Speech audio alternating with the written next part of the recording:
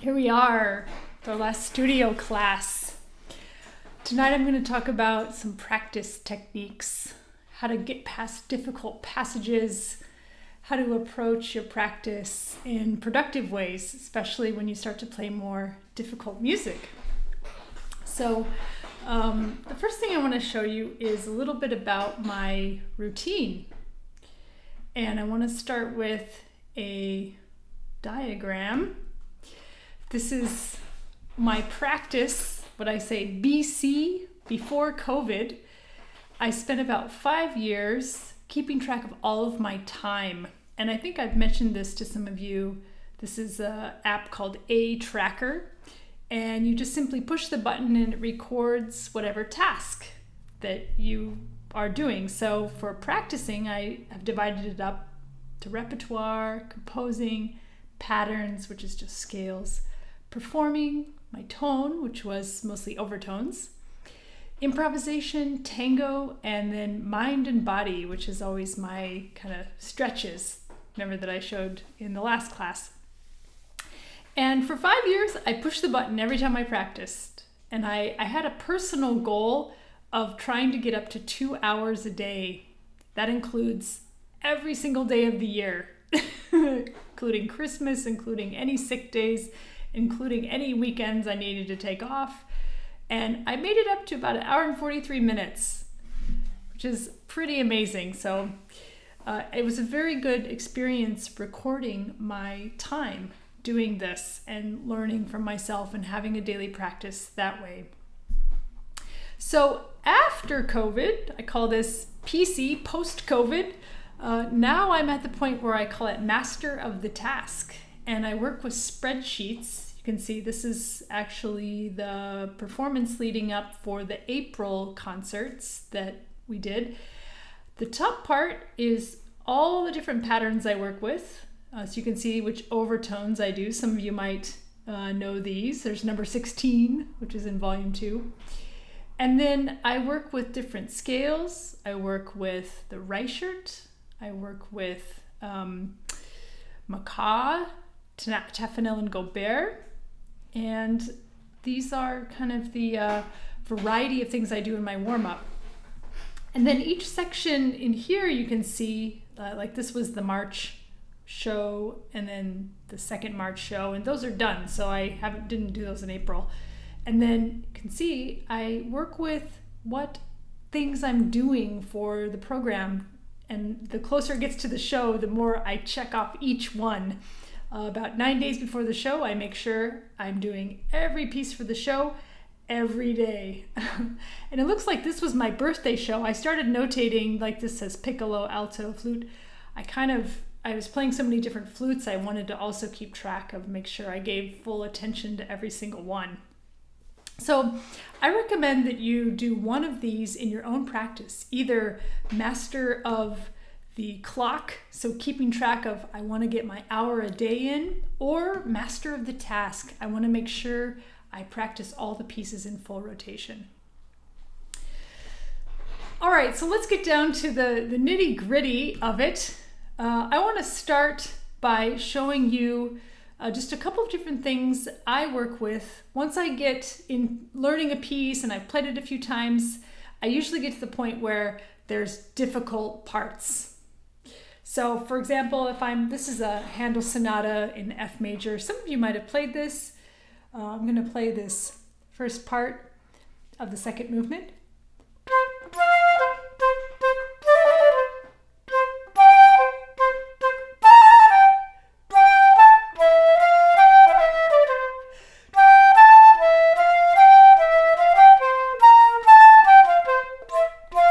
So far so good, but then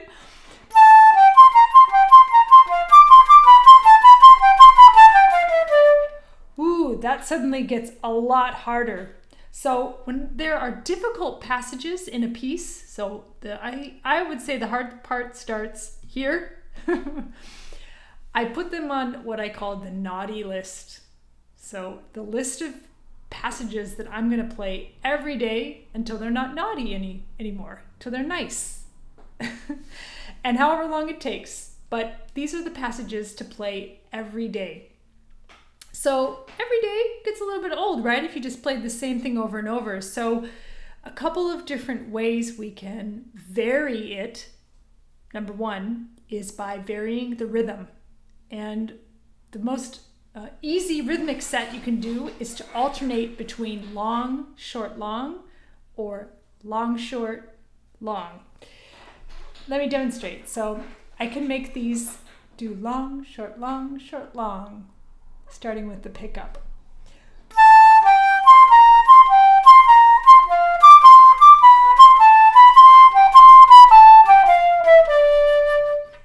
So that's a dotted 8/16 variation. And actually the pieces that you play in the Moïse melodies, he's doing this. This is a practice technique actually, but he writes it all out for us. The next step is to take those same rhythmic variations and do them in your own pieces in situations like this. When we make this alternation of long, short, long, it helps recalibrate our fingers. It helps retrain them for any sort of parts where we might be favoring an unevenness. So it actually evens it out by playing it unevenly. So let me do the long, short, long one more time.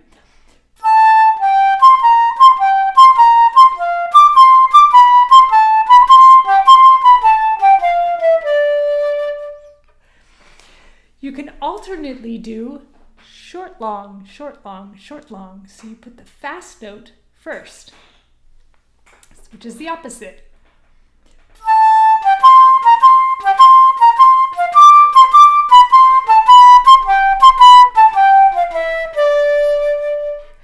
So short, long, short, long, short, long.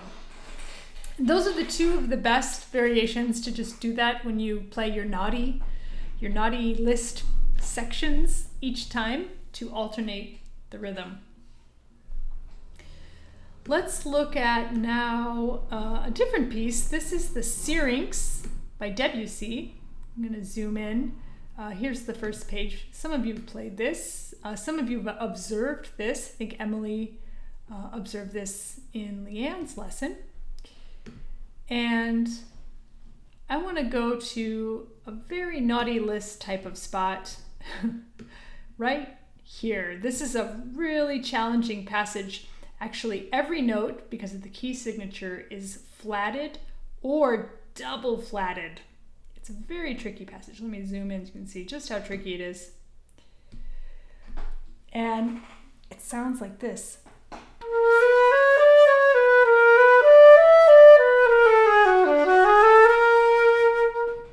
Isn't that cool? That's a cool passage. So one of the practice techniques for learning this one is what I call the chain link. So we're going to take one chunk at a time and master it, and then link it to the next chunk. So you can see the downbeat of this measure, every single beat ends on a B flat, including if we go to the next downbeat here. So that's kind of a nice way, and this one's very convenient to do the chain link. We're going to go B flat to B flat, and then B flat to B flat, and then the last B flat to B flat. So we'll do the first chunk. And I could even do that a few times till I get it in my fingers.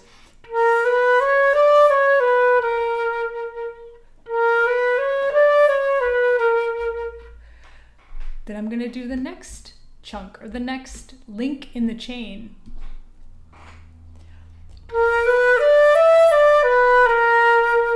Always doing the link and to the next downbeat. Very important. So you link it to the next one. Then the last chain.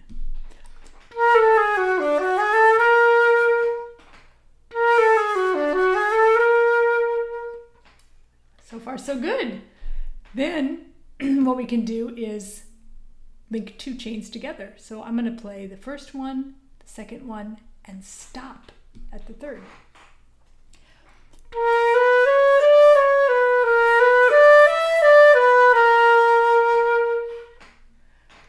Now, what if I'm going to link the second one and the third one together. So I'm going to start on number 2.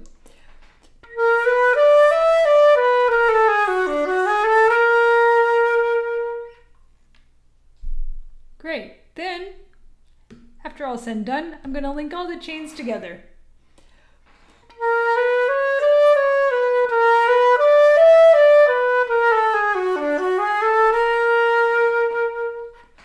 So the chain link technique.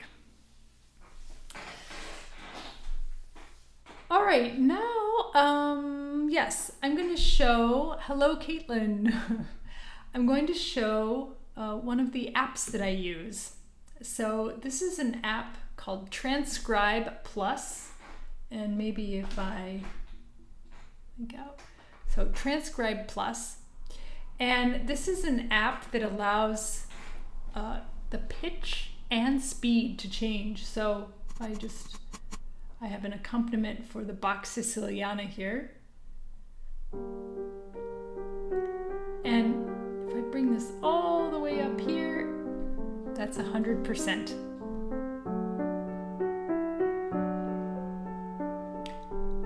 And as many of you know, we don't learn many pieces at 100% speed. We learn them more like 80. So here's 80%.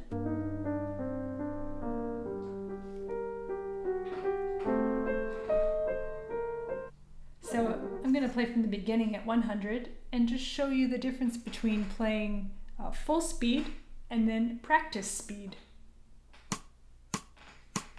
This is an accompaniment track with a little click off for me.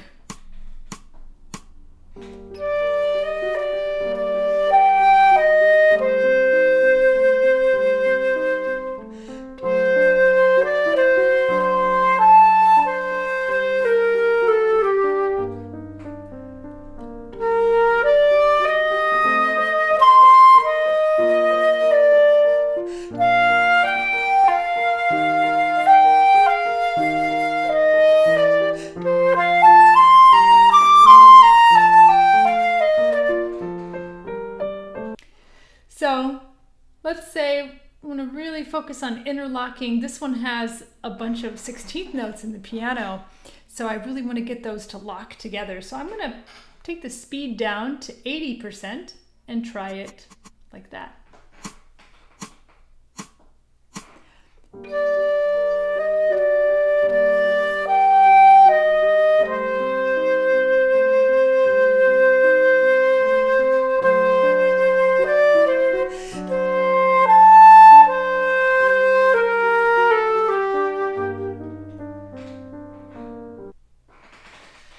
Yeah, so that is probably one of the most useful things that that I have and that you all have, is to be able to play with accompaniments at a slowed down speed so you can really hear everything and interlock them. Okay, I'm going to show you now what I do for my own music that I learn actually for real at my own shows and that I'm playing in the next show. This is Andrew's piece called Flying. It's a very difficult piece and it reenacts the dragonfly flying. So it's from a whole set of pieces called The Dragonfly. And I've been learning this piece for about a year, so it's got a lot of naughty list spots and I know where they are.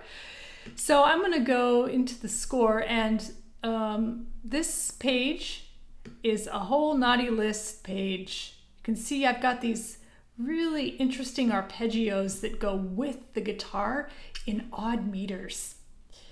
And it culminates in this scalular passage down the bottom. So this is a passage that I play every day when I'm trying to learn how to fly with the dragonfly. And let me open it up in Transcribe. And the thing I want to show you in this is one of the features. Let me move the score out of the way. One of the features of Transcribe is that you can have flags within the sound file. This is something I don't think I've showed many of you, if any of you. So for example, I know that this arpeggio part is at this yellow flag, at 2 minutes and 49 seconds.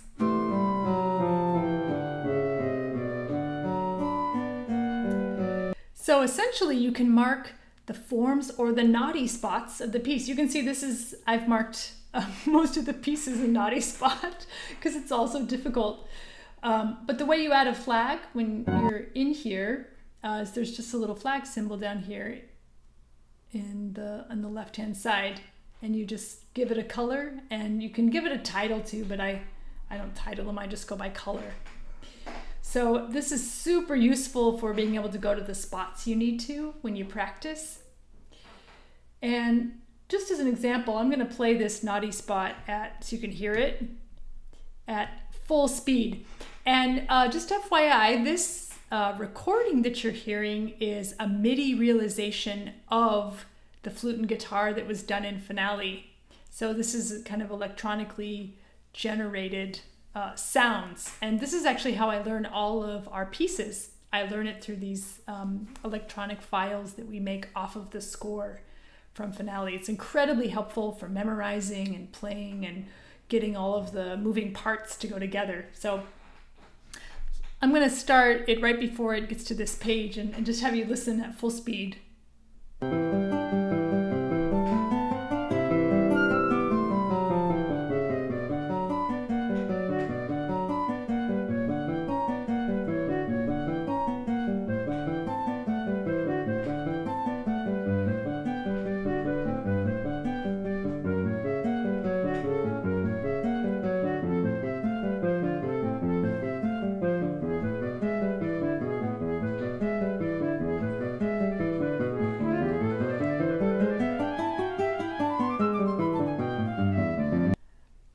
That's 100%.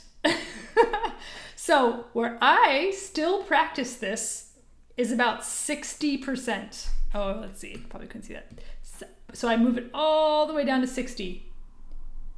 And I've been doing it at about 60% as a naughty list item for at least 9 months. So people are like, oh, after 2 weeks of playing something, they're like, I'm still at 50%. I'm like, good. Give it another couple months. And the harder it is, the longer you'll want to play it slowly so you really integrate it. So let me just demonstrate what that sounds like, what that feels like.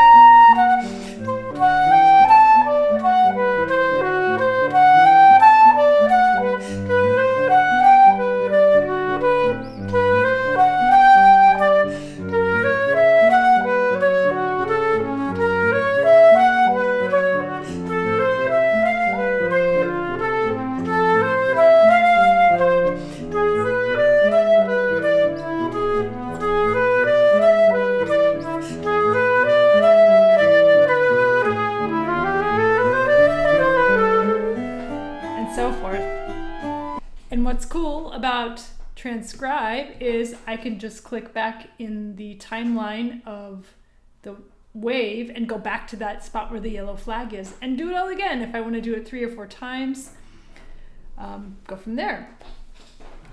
So yeah, great. That's all I had for tonight. I'm gonna let it go another minute in case you want to chime in.